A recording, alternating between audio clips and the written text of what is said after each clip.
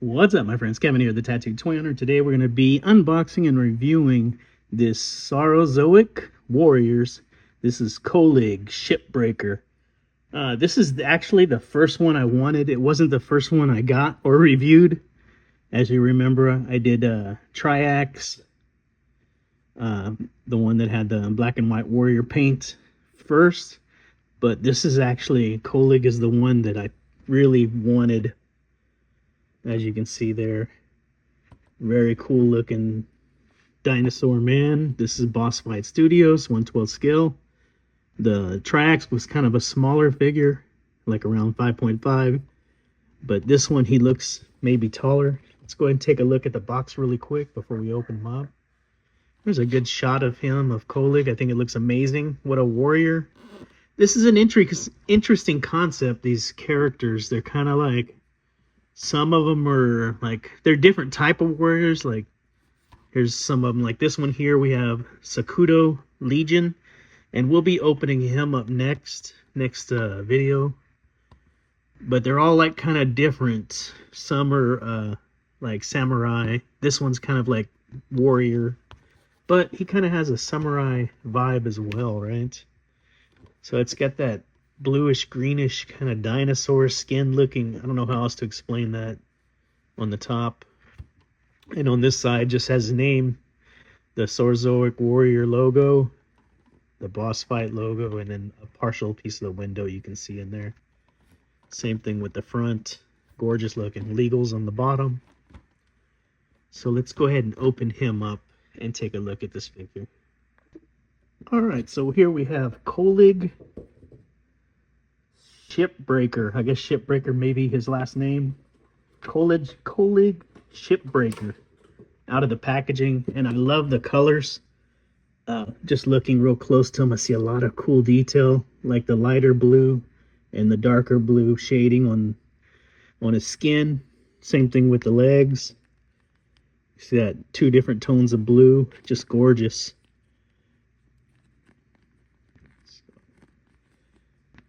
So much detail in his armor, even down to like the little buckles are painted gold. Gorgeous. The texture of the detailing of his clothing and skin, just incredible.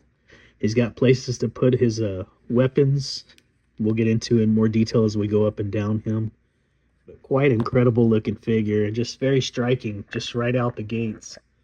Also has all these really cool accessories. Like this is a solid, look how thick that is. That's a solid shield with a great handle. And even in the back, you wouldn't even probably see this, but you can see the wooden details sculpted into the back, and like the little bolts or whatever they are, the handle sculpted, the little brackets are sculpted. It holds the handles.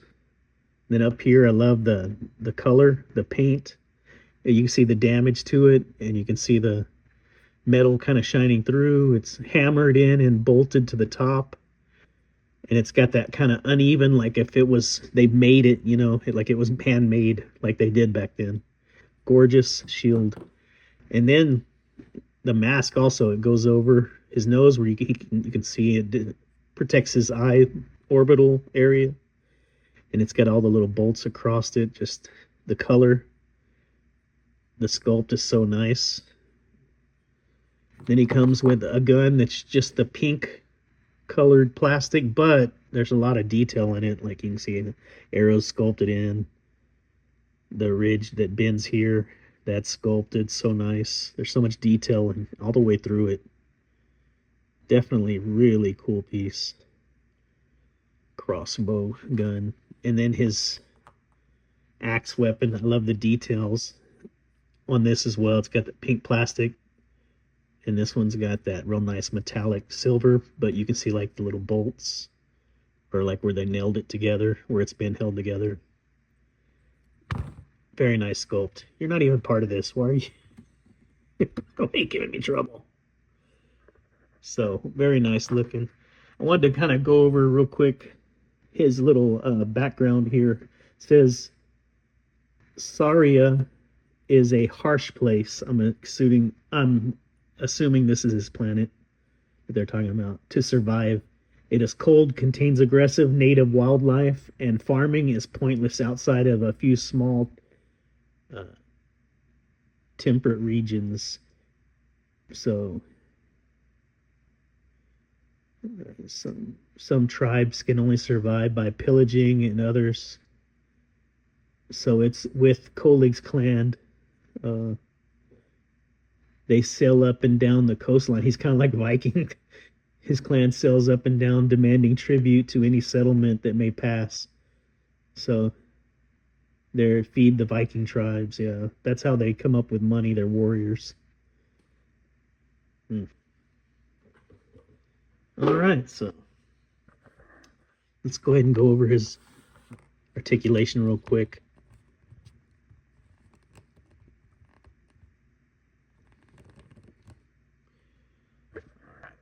Let me get out the ruler here. So he stands 6.5 inches tall. He's almost 6 3/4, but I would go with 6.5, which is way bigger than what Triax was. He's got that really cool long curved neck, just striking. He looks, the first thing you think of is dinosaur when you see something like this. His head rotates around on top, and the top and bottom open up with limited articulation there. I love the sculpt of his teeth. They just did such a good job. Look at that. The sculpt of the mouth, the paint in there, such a nice job. The wrinkles and ridges of his face, the sculpted detail. Look at that scar there that goes up to his first eye. Well, this is a warrior. That's how he lived his life. That's how they survived. The eyes painted are just beautiful. They really pop. The skin tone, I really love it. Quite incredible. The scar continues down here like it caught him in the face. The nostrils. And then you got this piece that it feels removable. We'll take it off for now. And it's just a hard plastic. Well, it's soft plastic, but it's a plastic cape. It's got a nice mold to it. It's got the little clasp there to hold it together with some gold paint on it. That's nice. It's tethered up because he's a warrior, so you got the hole there. Really nice. Definitely cool to have that part of his wardrobe. So here he is standing without it. I think he looks amazing. So starting at the top, at the bottom of the neck, it's on a ball, so he's got a lot of posability there. You can spin that around. He can look really far down, kind of look up, not too bad. Not too much side to side. But up here, of course, you can go all the way. Man, getting down to his outfit, this beaten metal, that looks so nice. It looks so realistic. And the metallic silver they use is so nice. And the rest of the gear's got the blue and gray, but the detail in it is quite incredible. This piece feels like it comes off. It's just a part where you can hang his axe, because it's got a little clasp there where you plug the axe into it. And look, if you look on this thin piece of plastic here that's supposed to be the strap, you can see the buckle, like a belt buckle. Look at that detail. That's crazy. And these straps here, these are actually molded into the clothing. The clothing itself, it looks like it might come off, but yeah, it can be removed, but I don't know how to get it off. You'd have to take his legs and arms off probably. But nice detail. Upper arms, they're on a ball, so he can put his hands all the way out. It's really nice. They rotate around, and they're hinged, so you can bend those in as well. They're tight, but they do move well. Then he's got the single elbow, but it's pegged and hinged, so you can get a 90-degree there.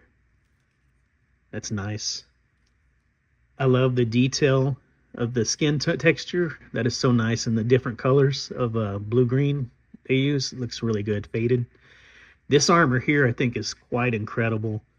Can't really tell if it comes off or not. It doesn't really move. It's on really tight, but isn't that beautiful?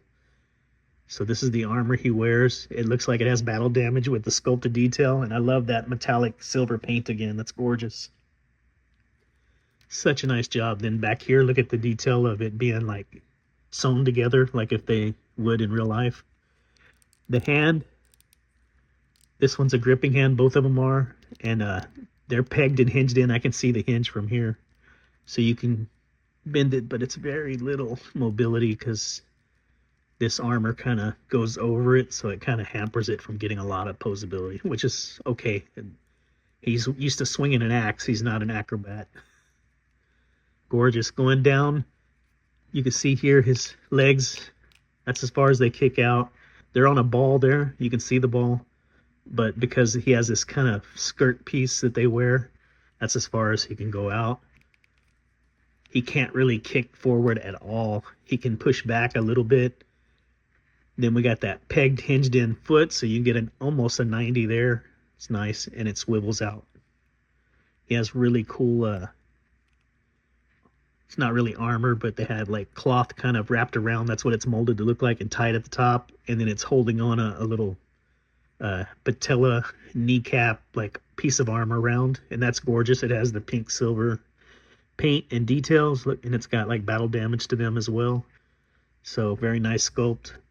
Going down to the feet, they're also hinged and pegged. You can see the hinges there, so you can get that much toes pointing down, and you can only go up as far as you can see the sculpt there allows you, which is just to straighten it back up to stand, and it's barely enough to stand. And then you can tilt them. He's got nice tilt for posability purposes. I love the detail of his feet. I like the paint and the toes, the toenails, or whatever you want to call them. His dino toes are painted nicely. Going to the back, again, love all the detail, the silver paint, the blue, the gray, and then he's got another piece that he can probably put a weapon to. So we'll see where we can actually hang that at here in a moment. So let's go ahead and put all his armor on. Let's see. Let this go here. So you could probably hang something like this here. There's his nice axe. That can probably be hung here. And then we'll come in and put his cloak on. That'll even disguise his stuff even better. So everything hides behind the cloak.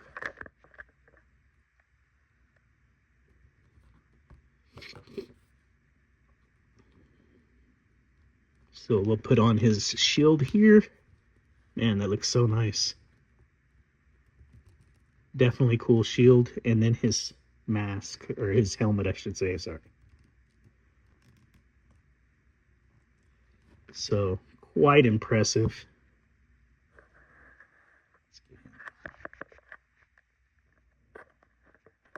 So that's how he looks with all his gear. I think it's just such nice figures. I'm very excited to put my Dino Men clan together. I know these are all different clans in their story, but for mine, they're going to all be working together for my purposes here in my little village. So, very impressive. Another really nice one to have. Let's go ahead and have him hold his weapons. So I'm going to take these back out. As you can see, they do a really nice job of being able to put them up, though, on his body. I like that a lot. Sorry, let's put that back. So here he is. No, gonna give me a hard time. Here he is holding his axe. I think he looks amazing. Very impressive.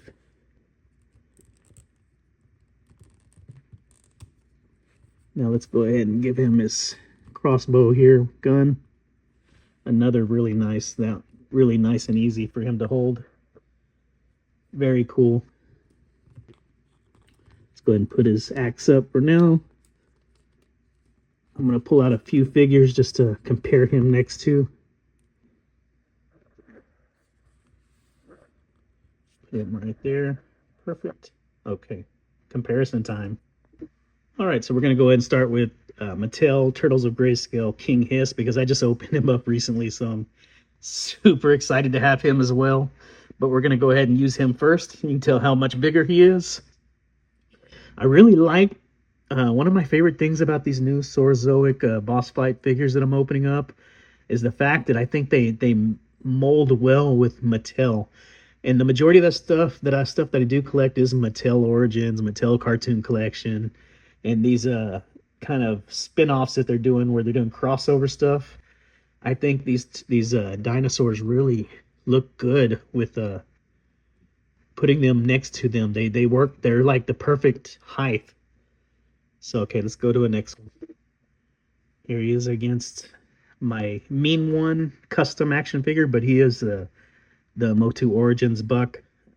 See the height? This guy is about the same height as Triax, which I'll show you in a moment. But he towers over him because of the type of dinosaur he is. So I think it's scaled perfect. All right, here we have Bobsteady. Again, he's a lot taller, but they're still within good range. Here we have the warden, serpent warden. I can't really remember his name, and it wasn't a good name. Like what he was named on the box was kind of his title, so I may come up with another name for him myself. But you see, they are pretty close in height. That's actually a pretty good height comparison for these two. Here is our figure up against the Super 7 Ultimates young Lion-O. You can see he towers over him, but he is supposed to be childlike size, so pretty good size there. All right, and last but not least, here we have Triax. I have another Triax now to open. I didn't realize that he came in two different variants. His natural green skin tone is the next one I'm going to open. This one was like warrior paint, but very cool looking. So Kolig and Triag here. These are the two I have so far. I have two more to open, so I'll have a total of 4 for Jurassic June. But this is going to be the video. I hope you enjoyed it. This is Kevin the Tattooed Twinner reminding you never give up that hunt. Beep, beep, beep, beep. Happy Jurassic June, and until next video.